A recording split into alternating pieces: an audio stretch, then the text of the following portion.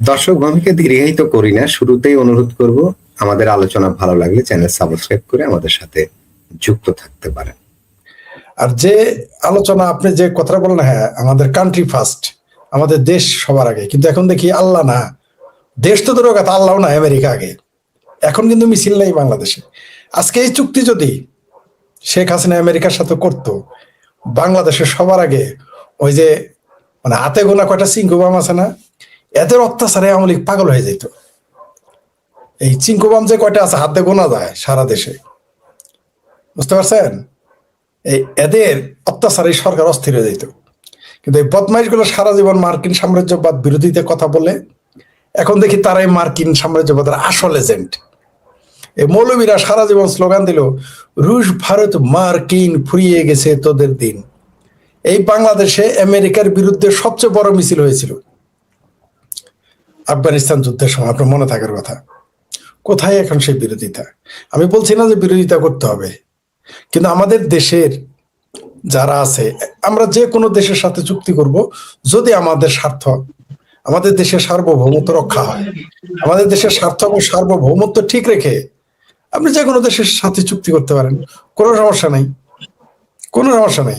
আমি জানি এই ব্যাপারে এখন যদি ইসরায়েলের নাম নেই অনেকে গোসা করবে, কিন্তু আমি সব দেশের সাথে পকে, আর পাকিস্তানের সাথে 30 লক্ষ মানুষ মারছে, হত্যা করছে, তার সাথে তারা স্বার্থের জন্য, বেস্বার্থের স্বার্থ ছাড়াও চুক্তি করতে রাজি, কিন্তু স্বার্থের জন্য, লাভের জন্য কিন্তু ইসরায়েলের সাথে চুক্তি করতে রাজি। ইসরায়েল অথচ বাংলাদেশের কোনো ক্ষতি কোনোদিন করে নেই। যাই হোক, সেটা অন্য প্রসঙ্গ। ইসরায়েলের সাথে আমাদের বিরোধিতা কেন, আমাকে বুঝাই বলেন। এই যে বাংলাদেশের মানুষ ইসরায়েলের বিরোধিতা করে কোন দৃষ্টান্ত থেকে? যদি বলেন ধর্ম, তাহলে 30 লক্ষ মানুষ যেদিন হত্যা করেছিল তখন 71 সালে যুদ্ধ, মুসলমানিত্ব তখন কোথায় ছিল? অথবা যখন আফগান পাকিস্তান যুদ্ধ হয় তখন ধর্ম কোথায় থাকে? যখন ইরাক ইরান যুদ্ধ হয়েছিল 7-8 বছর দীর্ঘ, সম্ভবত 1 দশক হয়েছিল, 8 বা 10 বছর, সেই যুদ্ধের সময় তখন ধর্ম কোথায় ছিল? এটা বলতে গেলে তখন আবার আমাদেরকে আলাদাভাবে ট্যাগ দিবে। তো এখন এরা আর আমেরিকার বিরোধিতা করে না, এখন আর কোনো কথা নাই। আর কার কথা বলবেন? প্রতিবাদ কে করবে? দেশ প্রথম কেমনে বলবেন? ফরিদ ভাই একটু আপনাকে একটু পুশ করি। পৃথিবীর বহু দেশ এই যে বাণিজ্য চুক্তি, ওই বাণিজ্যের যে ট্যারিফ, ওইটা দিয়েই তো গলায় ছুরি ধরেছে সব দেশের, যেখানে ভারতকে নোয়াতে পারেনি। আর বাংলাদেশ টুই টুই করে যাইয়া সেখানে কিন্তু ওইখানে আত্মসমর্পণ করে ফেলেছে। আর ওই চুক্তিটা, ওই ট্যারিফের বিষয়টা কিন্তু আমেরিকার আদালতেই কিন্তু ওটাকে ক্যান্সেল করে দিয়েছে যে এটা একদম অবৈধ এবং অন্যায় চুক্তি, অন্যায় সিদ্ধান্ত ট্রাম্পের। এবং এরপরে ওই চুক্তি এর এই আদালতের রায়ের পরে ওই চুক্তি থেকে পৃথিবীর বহু দেশ বেরিয়ে গেছে। তারা চুক্তিতে দর কষাকষি করেছিল, যেমন আমাদের দেশ, যেমন যেসব কথা শোনা যাচ্ছে, এই ধরনের চুক্তি, এই ধরনের শর্ত ইন্ডিয়ার সামনে তোলা সম্ভব? আমেরিকার সেই হিম্মত আছে? প্রশ্নই আসে না। আপনি কি আমরা কেন বেরিয়ে গেলাম না এই চুক্তি? আমরা তো, এই যে ইনুস সরকার ছিল, এরা তো শুধু গোলাম ছিল না, তো এরা ছিল গোলাম ইবনে গোলাম। তো গোলামেরাই তো চুক্তি বাতিল করতে পারবে না, মাথা উঁচু করে দাঁড়াতে পারবে না। তো গোলাম ইবনে গোলামেরা কেমনে মাথা উঁচু করবে? আর বিএনপি এসেছে, তাদের ক্ষমতার দরকার, যে কোনো মূল্যে তাদের ক্ষমতার দরকার, তারা সাইন করেছে। জামাতের যে কোনো মূল্যে প্রধান বিরোধী দল হতে হবে, তারা স্বাক্ষর করে দিয়েছে।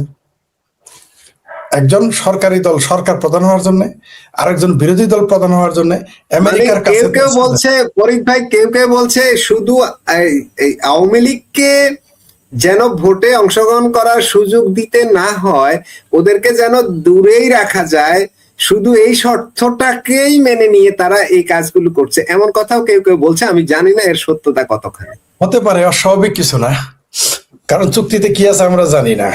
আর আওয়ামী লীগকে তো দূরে রেখে তাদের কাজ করতে হবে, কারণ এই দেশের মানুষ কাকে চায়? এখন মানুষের যত রাগ ছিল, আওয়ামী লীগ যে ভালো করেছে সব আমি তা বলছি না, কিন্তু মানুষ এখন আওয়ামী লীগের দেওয়া থাবা খামসা এগুলো ভুলে গেছে। মানুষ ওই কয়টা সিংহ আমার কয়টা মৌলবী ছাড়া আর কেউ মনে রাখে নাই। যারা কি বলছেন ভাই, কি এনডিএ তে ভারতের নাম আছে বলবেন ভাই? আমরা এও শুনতেছি যে এমনও চুক্তি আছে যে ভারতকেও সুবিধা দিতে হবে। আমরা শুনেছি, আমরা তো এগ্রিমেন্ট পড়ি না, অনুমান করতেছি মাত্র। সম্ভবত সেই চুক্তির আলোকেই হয়তো ওই যে কখনো 5,000 টন মেট্রিক টন ডিজেল কখনো 7,500 মেট্রিক টন ডিজেল দেয় বা দিচ্ছে, হয়তো বা এটা না না, এটা না ফরিদ ভাই, এটা না, আমি বলছি এই বিষয়টা বলি, এটা ভারতের সাথে শেখ হাসিনা সরকারের একটা চুক্তি আছে দুর্যোগকালীন সময়, এর শর্ত আছে, দুর্যোগের শর্ত আছে। আমি আপনার আনসার দেই না, আমি ওই যে একজন কমেন্টস করেছিল তার ও, জবাব আচ্ছা দিয়েছি। আচ্ছা, জি, এটা হচ্ছে কি, শেখ হাসিনার সময়ে একটা চুক্তি ছিল যে পাইপলাইনের, যে দুর্যোগকালীন সময়ে ভারত আমাদেরকে তেল দিয়ে সহযোগিতা করবে, দুর্যোগকালীন সময়, এমনি না, সাধারণ ভাবে না। হ্যাঁ, এটা এখন একটা দুর্যোগের প্রশ্ন আছে বিদায় হয়তো তারা সেটা করছে। শেখ হাসিনার পাইপলাইন ভালো, শেখ হাসিনার করা চুক্তি ভালো, শেখ হাসিনা ভালো না, মানে আদা খামো না, আদার ঝোল খামো আদা খামো না, বা আদা খামো আদার ঝোল খামো না, এরকম আর কি। শেখ হাসিনার এই পাইপ নিয়ে কত কথা তখন, মানে এদের ন্যূনতম হায়া লজ্জা ঘৃণা নাই। এটা নিয়ে কত মিথ্যা কথা তারা বলেছে, এই কথা নিয়ে কেউ কোনো কথা বলে নাই। বা শিশু মৃত্যুর টিকার কথা যেটা আপনি লিখেছেন, এই মুহূর্তে বাংলাদেশের মানুষ তেল নিয়ে এত অস্থির যে, মানে সরকারি দলের তেল আর এই জ্বালানি তেল, এই দুই তেলে এত তেলাতেলি, এই দেশে এত অস্থির যে এখন মৃত্যুর কথাও ভুলে যেতে হচ্ছে। আর আমাদের সেই মহাজন সাহেব আদম ব্যাপারী, তিনি বাংলাদেশের শিশু মৃত্যু নিয়ে তার চিন্তা নেই, জাপানের শিশুদের নিয়ে তিনি মোটামুটি ফটো সেশন দিতেছেন, আমরা দেখলাম। উনি যান ফটো সেশন, পৃথিবীর সব জায়গায় দেখ, প্রয়োজনে বেঁচতে যায়ও দেখ, দুযোগে যায়ও দেখ, সমস্যা নাই, তার ব্যক্তিগত ব্যাপার। একটা দেশের সাবেক একজন প্রধান নির্বাহী ইন্টারিম গভর্নমেন্টের, এই দেশের যে মানুষ মারা গেল, শিশু মারা গেল, এই ব্যাপারে তার কোনো বিবৃতি নেই। আপনি কি ভাবতে পারেন? শুধু তাই না, এই শিশু, যে প্রিয় দর্শক এটা তুলে ধরেছেন, সবচেয়ে বিস্ময়কর ব্যাপার, এই শিশুদের মৃত্যু নিয়ে সংসদে একটা বার আলোচনা করা হলো না। কেউ এটা নিয়ে কথা বলে যারা চলে না, পাশ কেটে যায়। যেমন এরা যে কোনো চুক্তি যখন করে, সব চুক্তি নিয়ে কথা বলে, শেখ হাসিনা খুব খারাপ করেছে, এই চুক্তি করেছে, সেই চুক্তি করেছে, কিন্তু একটা চুক্তি কিন্তু আমরা কোনো সরকারকে কোনোদিন বাতিল করতে দেখি নাই। আমরা 91 সালেও বাতিল করতে দেখি নাই, 2001-এও বাতিল করতে দেখি নাই, এখনো আমরা বাতিল করতে দেখতেছি না। তার মানে আওয়ামী লীগের বিরুদ্ধে যে অভিযোগগুলো আনা হয় যে ভারতের কাছে দেশ বেঁচে দিয়েছে, বোঝা গেল যে এগুলো দেশ বেঁচে দেয়। উল্টা এখন আমরা আরো জানি যে এই দুর্যোগ ব্যবস্থাপনার সময়, দুর্যোগকালীন আমাদের তেল আরো ভারত থেকে আনার জন্য পাইপলাইন করেছে, এবং এই টাকাটাও ভারত দিয়েছে, এই টাকাটাও, এই খরচটাও ভারত দিয়েছে। ফরিদ ভাই, ভারতীয় একজন সাংবাদিক গৌতম লাহিড়ী বলছিলেন যে শেখ হাসিনা ভুলিয়ে ভালিয়ে ভারত থেকে অনেক বেশি সুবিধা নিয়ে গেছে। সত্য সত্য সত্য, ঠিকই বলেছেন। ভুলিয়ে বালিয়ে ম্যানেজ, আর স্বাভাবিক, আপনার সাথে যদি আমার সম্পর্ক ভালো থাকে, আমি আপনার কাছ থেকে তো অনেক কিছু নিতেই পারবো, এটাই স্বাভাবিক। শেখ হাসিনা তাই করে। শুধু তাই না তো, আপনি দেখেন দিল্লি থেকে কম টাকায় আমরা আমাদের গার্মেন্টস রপ্তানি করতাম। এই কথাটা কিন্তু খোদ আওয়ামী লীগ সরকার আমলে আমরা জানতাম না, যেটা আমরা এতদিনে জানতে পারতেছি। মানে কেঁচো করতে গিয়ে সাপ বাড়াইছে, কি সাপ উল্টা হয়ে গেছে। এরা গিয়েছিল যে ভারতের কাছে বিক্রি করে দিছে বাংলাদেশ, শেখ হাসিনা। উল্টা দেখলাম শেখ হাসিনার সুবিধা এনেছে।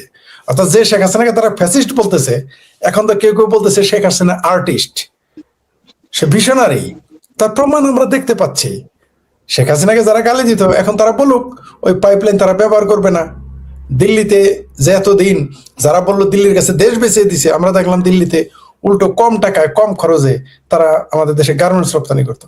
এই যে যে বদমাইশি আমাদের রাজনীতিবিদরা করে, আমাদের দেশের বুদ্ধিজীবীরা করে, এবং আওয়ামী লীগের ব্যাপারে প্রচারে ব্যর্থ হয়েছিল। আমরা কিন্তু দেখেন, আমরা কিন্তু কম খোঁচাই না, আমরাও কিন্তু জানতাম না এই তথ্যটা